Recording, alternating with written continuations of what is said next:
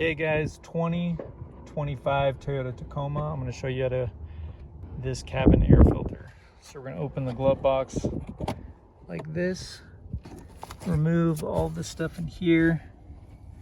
Your cabin air filter's right here, the door at least.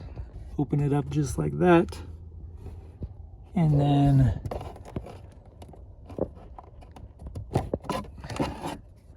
so for this door, you're just going to push these in and pull out on both sides. Your cabin air filter is right there. Pull it out. Looks pretty good, not bad.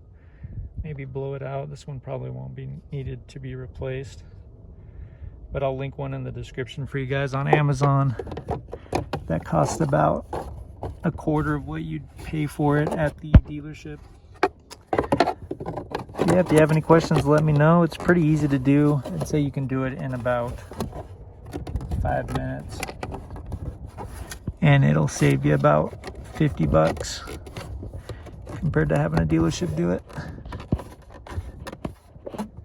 These dealerships will literally charge you $50 labor to remove it and install it. And as you can see in the video, it takes a minute to do.